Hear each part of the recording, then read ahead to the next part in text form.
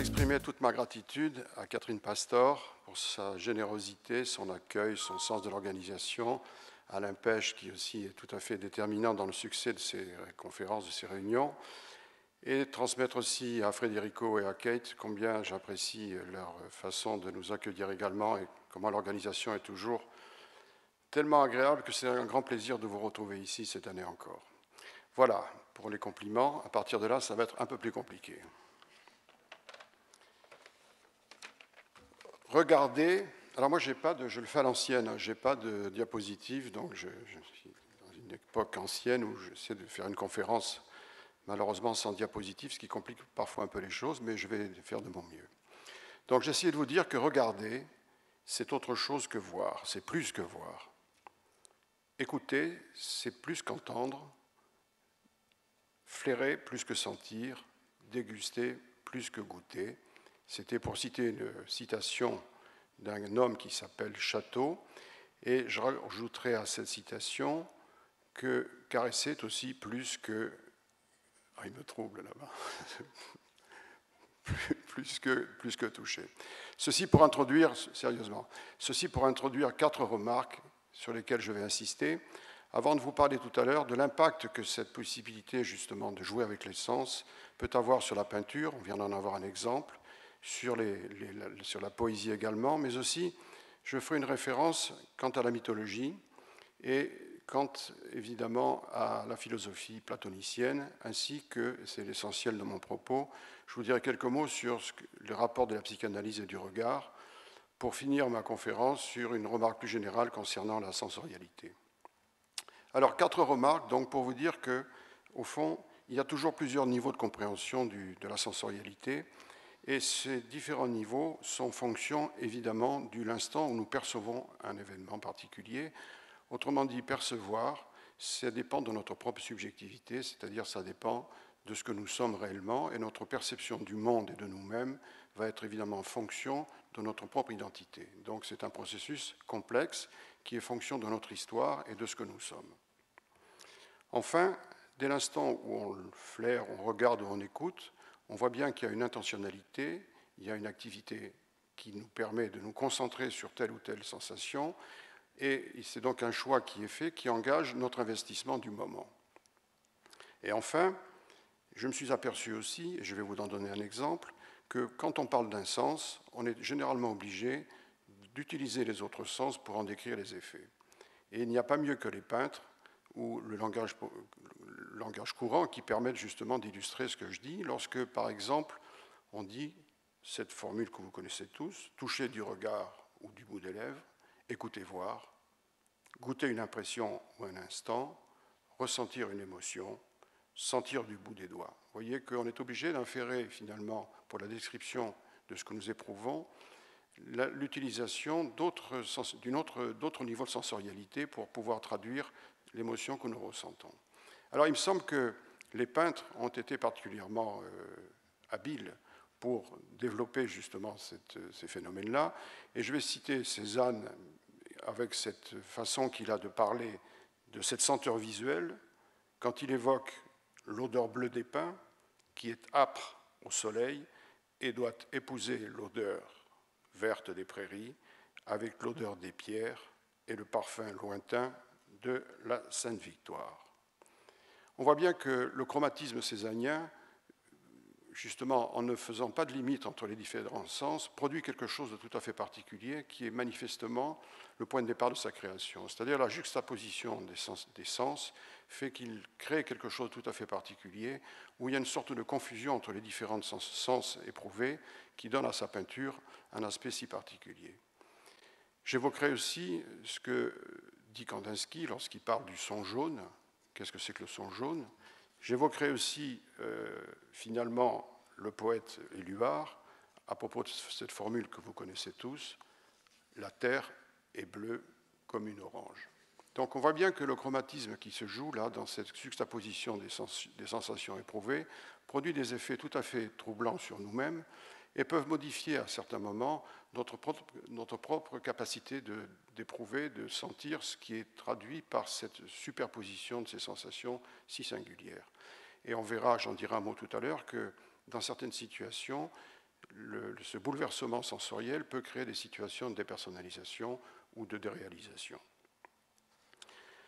La référence à la mythologie, je vais l'organiser autour de 2 thèmes, en parlant du regard qui détruit et du regard qui séduit.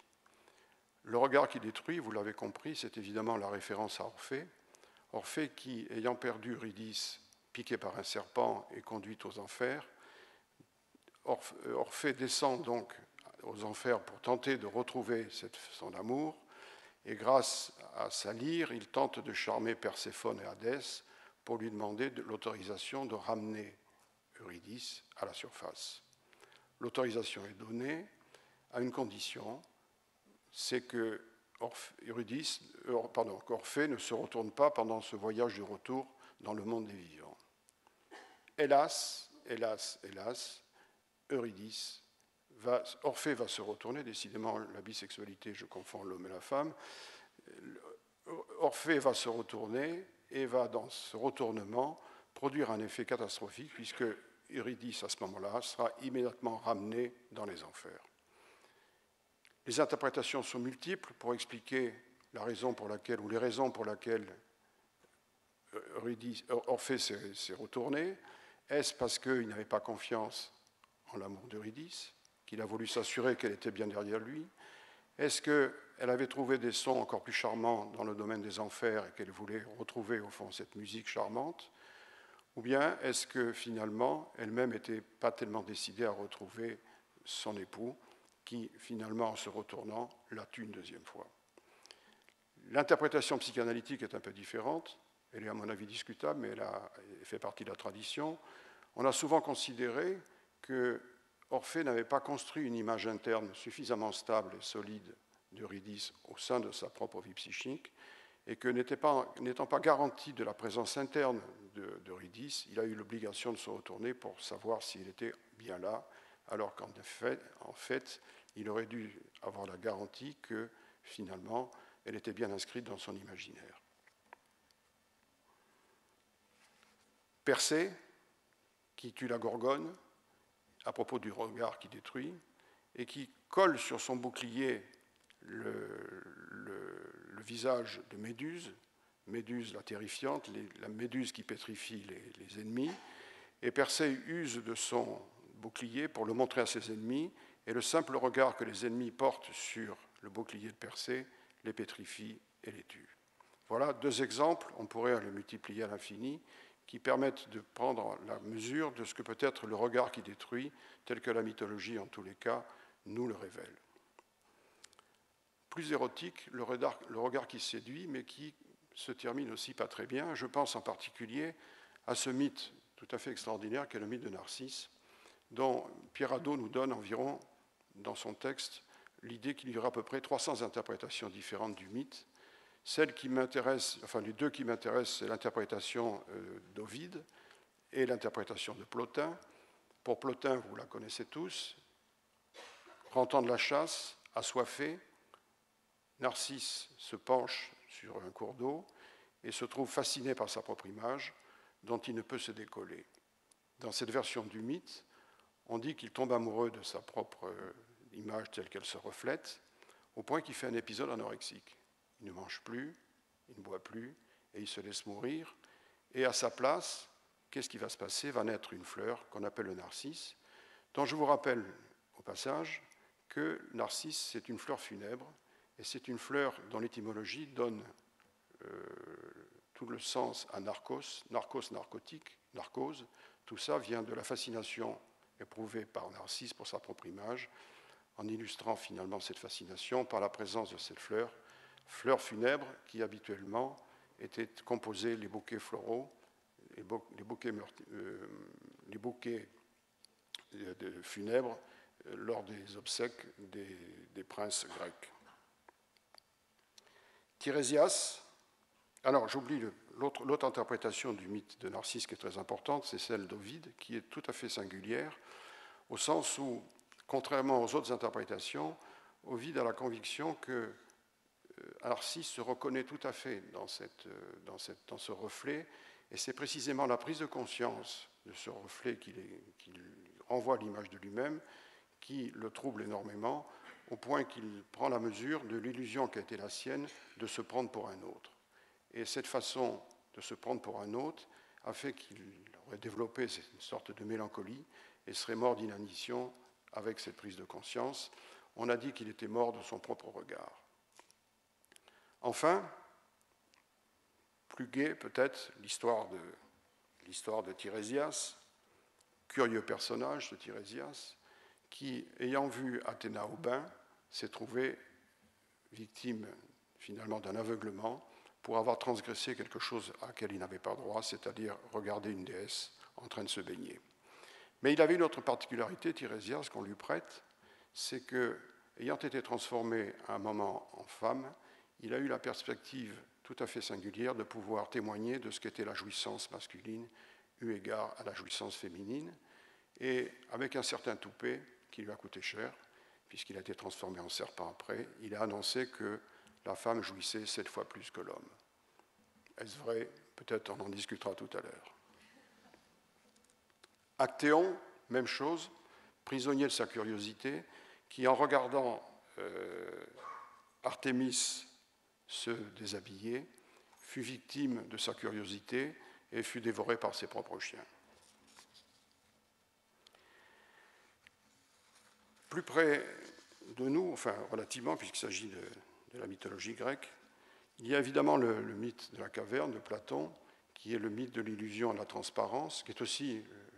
une référence à la lumière, dont vous connaissez probablement l'histoire, celle d'un dialogue entre Socrate et Glaucon. Et ce dialogue met en scène quelque chose de tout à fait particulier, c'est-à-dire des prisonniers qui sont attachés dans une caverne, attachés par les pieds et par les hanches, par le cou, et derrière eux, un chemin, et derrière ce chemin,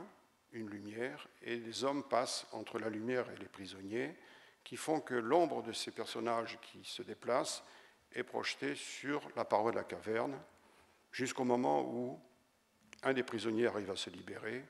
et à ce moment-là, il constate une chose dont Platon fait tout un développement,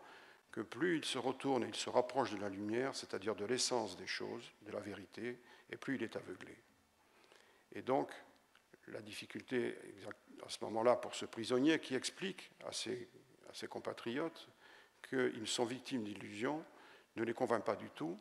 pas plus que lorsqu'il s'échappe de la caverne et qu'il va au plus près des choses et qu'il revient en expliquant que ce qu'il voit n'est pas le réel, mais ce n'est que les apparences, font qu'aucune conviction n'est acceptée de la part des prisonniers.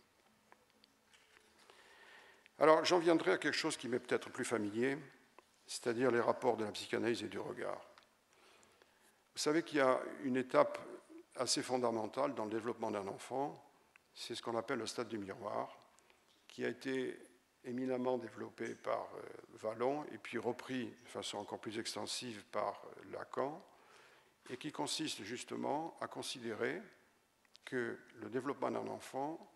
est un moment très important dès l'instant où il voit sa propre image, ses propres contours, ses propres reflets dans le miroir. Ce temps est essentiel parce que c'est un temps de rassemblement. Autrement dit, la perception tout à fait déstructurée et désorganisée qu'il a de son corps se modifie dès l'instant où il se perçoit dans une forme d'unité. Cette unité qui va être constructive de sa propre identité plus tard. Et ce temps-là est tout à fait fondamental, puisqu'on verra bien que bien des pathologies de l'adulte vont être liées au fait que quelque chose ne s'organise pas dans ce temps premier qu'on appelle le stade du miroir. Alors, on peut critiquer le caractère un peu synthétique de ce stade du miroir, puisque au fond, on s'aperçoit aujourd'hui qu'il y a d'autres étapes dans le développement de l'enfant qui construisent son identité et sa nature. Ces étapes-là sont le toucher de la mère, la voix de la mère, les soins de la mère, la nourriture de la mère, la façon dont est le sein, constituent des éléments tout à fait structurants, mais on peut quand même considérer que ce stade du miroir est un moment fondamental et qui est un moment d'accès de l'enfant à la propre représentation de sa spécularité, c'est-à-dire de ses propres contours. Et il y a un auteur anglo-saxon qui a développé de façon peut-être plus clinique encore ce stade du miroir, c'est Winnicott, qui dit qu'au fond, lorsque la mère tient dans ses bras le bébé, il voit dans les propres yeux de sa mère son propre contour, et dans le reflet des yeux, il voit non pas tellement, au fond, son image, mais il voit ce que la mère est en train de voir, ce qui est quand même tout à fait différent. Il voit ce que la mère est en train de voir, c'est-à-dire qu'il a la capacité de percevoir dans le regard de la mère son intentionnalité à l'égard du bébé, c'est-à-dire qu'il va repérer, au fond, les sentiments, les affects, la générosité, l'amour, la haine, tout un tas de choses qui vont être véhiculées par le regard de la mère dans la manière qu'elle a à la fois de tenir le bébé dans ses bras et la manière qu'elle a de transmettre par les yeux, par le regard. On voit bien que le regard de ce point de vue-là est un élément déterminant de la structuration de la personne. Elle transmet là quelque chose de tout à fait fondamental. Donc le bébé voit qu'il est en train d'être vu. Et ça, c'est assez capital dans l'organisation de la vie psychique de l'enfant. Toujours dans cette logique de la construction de l'identité, on retrouve chez Jacques Derrida quelque chose d'assez voisin, où il montre que la capacité d'organiser dans le miroir son propre reflet, c'est une manière aussi de construire une image interne de soi-même, c'est-à-dire une représentation qui fait que nous reconnaissons notre ombre quand nous marchons, par exemple, ou quand on marche à tâtons dans le noir, on sait très bien, au fond, où nous situer, comment se placer, parce qu'on a une représentation de notre unité corporelle et psychique qui fait que même dans la difficulté, notre identité et notre sentiment d'appartenance ne vacillent pas, sauf dans des situations évidemment pathologiques.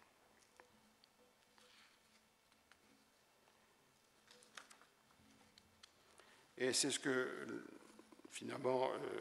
Derrida appelle la construction de la mémoire de soi, cette mémoire qui fait que,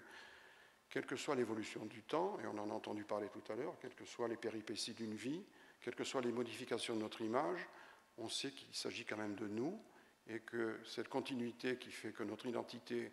ne vacille pas, quelles que soient les transformations qui sont les nôtres, ce que Derrida appelle les ruines du temps sur le visage, quelles que soient ces modifications de notre configuration physique, nous savons que ce sentiment d'appartenance nous permet de savoir, sauf évidemment dans les maladies d'Alzheimer en particulier, que nous sommes bien concernés par ce que nous voyons, ce que nous ressentons. Alors, vous pouvez être intrigué par ce titre que j'ai choisi, Un regard qui écoute, mais il me vient de la clinique, c'est-à-dire qu'un patient, dans un assez grand moment de détresse, où on avait le sentiment que le langage n'opérait plus sa fonction de communication, que le langage était un outil trop sophistiqué et trop approximatif pour traduire sa propre détresse, il eut besoin d'utiliser cette formule assez énigmatique qui m'a fait beaucoup réfléchir. M'écoutez-vous quand vous me voyez, m'écoutez-vous avec votre regard. Et c'était assez intéressant justement de réfléchir à l'énigme que soulevait cette remarque, puisque finalement je me suis aperçu que ça renvoyait à quelque chose de son enfance, et en particulier à l'absence. À l'absence de qui? L'absence de sa mère. Lorsqu'il a été conduit à l'école pour la première fois, il garde ce souvenir assez traumatique du moment particulier où la mère l'a laissé seul dans la cour de l'école. Et il se rappelle très précisément comment il s'est accroché au barreau de la grille de l'école pour ne pas la quitter, et comment ce déchirement était pour lui tout à fait épouvantable, comme si, au fond, il n'avait pas pu construire une image interne de cette maman, de cette mère, et que la voyant partir, c'était un précipice qui s'ouvrait devant lui, un précipice qui faisait qu'il était incapable de supporter la possibilité qu'elle s'absente pour quelques heures,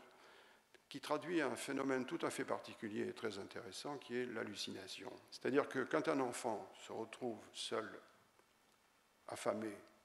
qu'il a besoin du sein maternel pour se nourrir et se rassurer, il a cette potentialité tout à fait particulière qui est d'halluciner la mère. Cette hallucination est une forme de présentification du personnage absent. Et le problème, c'est que cette hallucination, évidemment, elle n'a qu'un temps, puisque si la faim persiste, vous comprendrez bien que le processus hallucinatoire, il va rapidement se tarir, et l'angoisse va apparaître, et les cris du bébé, son agitation motrice, va témoigner de ces difficultés. Donc ce patient-là, finalement, en me disant « est-ce que vous me voyez ? Est-ce que vous m'écoutez avec vos yeux ?» c'était une façon de renvoyer quelque chose à un passé traumatique. Et les vacances ou les fins de séance ou les séparations entre les séances étaient une façon pour lui de vivre une situation de séparation particulièrement traumatique. Et j'ai compris que là, la sensorialité avait cette particularité de pouvoir pallier, il en a été question tout à l'heure aussi, de pouvoir pallier aux carences du langage Elle permet, comme Jacques l'a signalé tout à l'heure, un mode de communication tout à fait particulier, non seulement avec soi-même, mais aussi avec autrui. C'est-à-dire que c'est un outil tout à fait extraordinaire de communication, et quand le langage fait défaut, eh bien, les sens sont là pour pallier à cette carence. Et ça renvoie à quelque chose qui m'avait beaucoup intéressé à un moment,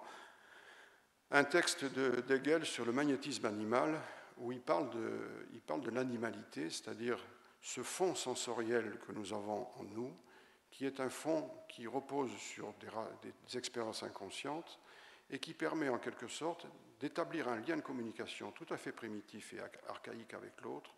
qui ne passe pas par les voies du langage, mais qui passe par la motricité, par la mise en jeu du corps. Et on voit bien que dans les gestes, il y a des mouvements, des significations, des mimiques ou des processus qui nous échappent et qui sont des moyens de communiquer avec autrui. Et ça me faisait penser à ce que disait une analyste anglo-saxonne, Margaret Little, qui disait que lors de son analyse avec Winnicott, elle était très frappée de voir comment, finalement, de façon infraverbale, son analyste était capable de ressentir quels étaient les besoins de ses patients. Il avait cette aptitude quasi animalière, enfin, je ne sais pas comment on peut dire, animale, d'avoir un regard archaïque tout à fait précis sur ce dont les patients avaient besoin et qui leur permettait, évidemment, qui lui permettait de trouver les réponses adaptées. Et dans la clinique psychanalytique, quand on s'intéresse à des patients assez régressés, des patients psychotiques ou des patients en grande souffrance identitaire, avec des troubles narcissiques généralement assez marqués, on s'aperçoit qu'ils nous chargent, à leur insu, de nous faire vivre et éprouver des situations traumatiques de leur existence qui n'ont pas eu la possibilité de mettre en mots, qui n'ont pas eu la possibilité de symboliser, et ils nous chargent, d'une certaine façon, de produire pour eux un mode d'interprétation de ces situations qui sont refoulées, auxquelles ils n'ont pas accès parce qu'ils n'ont pas les outils pour cela, et on se trouve en quelque sorte, par délégation, dans le rôle de celui qui va donner du sens à des expériences traumatiques qui ont été des expériences somatriques souvent très déstructurantes et très délabrantes. Donc voilà comment la sensorialité, si vous voulez, va de façon tout à fait extensive contribuer à la relation interhumaine, à une sorte d'interactivité entre les individus par la mise en jeu de ce qui est commun à nous tous, c'est-à-dire de la capacité de ressentir et d'éprouver des sentiments ou des situations qui sont spécifiquement humaines. Je vous remercie.